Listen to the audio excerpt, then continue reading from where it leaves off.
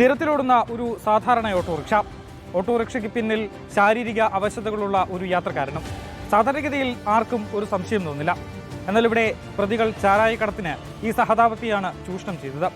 കാട്ടാക്കട പൂവച്ചലിൽ ഓട്ടോറിക്ഷയിൽ കറങ്ങി നടന്ന് ചാരായം വിൽക്കുന്ന രണ്ടംഗ സംഘത്തെ എക്സൈസ് പിടികൂടി.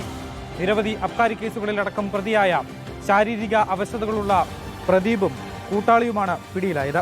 പോളിയോ ബാധിച്ച് തളർന്ന ശരീരത്തെ പോലീസിന്റെയും എക്സൈസിന്റെയും കണ്ണുവെട്ടിക്കാനുള്ള കവചമാക്കിയാണ് പ്രദീപ് ചാരായക്കടത്ത് നടത്തിയിരുന്നത്. പ്രതികളിൽ നിന്ന് 11 ലിറ്റർ ചാരായം എക്സൈസ് കണ്ടെത്തിയിട്ടുണ്ട്.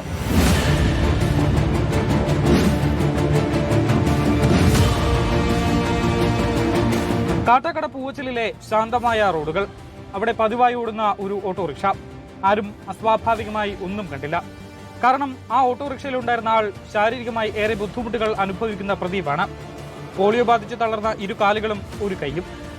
രണ്ടും കണ്ടു നിൽക്കുന്നവരിൽ സഹതാപം ഉണർത്തുന്ന രൂപമാണ്. എന്നാൽ ആ ശാരീരിക അവസ്ഥയ്ക്ക് പിന്നിൽ ഒളിപ്പിച്ചു വെച്ചിരുന്നത് അതിസമർത്ഥനായ ഒരു കുറ്റവാളിയുടെ ബുദ്ധിയായിരുന്നുവെന്ന് നാട്ടുകാർ അറിയുന്നത് ഇന്നലെ രാത്രി 8 മണിയോടെയാണ്.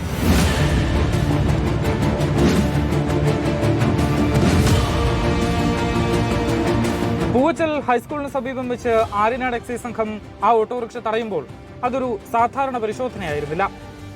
എക്സൈസ് കമ്മീഷണറുടെ പരാതി സെല്ലിലേക്ക് എത്തിയ ഒരു രഹസ്യ വിവരത്തിന് പിന്നാലെ ദിവസങ്ങളായി ഷാഡോ സംഘം ഈ ഓട്ടോറിക്ഷയെ പിന്തുടരുന്നുണ്ടായിരുന്നു.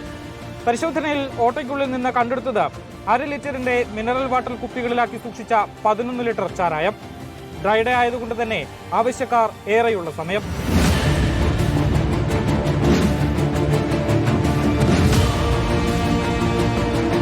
പ്രേംനവാസ് ആയിരുന്നു ഓട്ടോറിക്ഷയുടെ ഡ്രൈവർ. പ്രദീപ് പിന്നിലിരുന്ന് കച്ചവടം ചെയ്യും.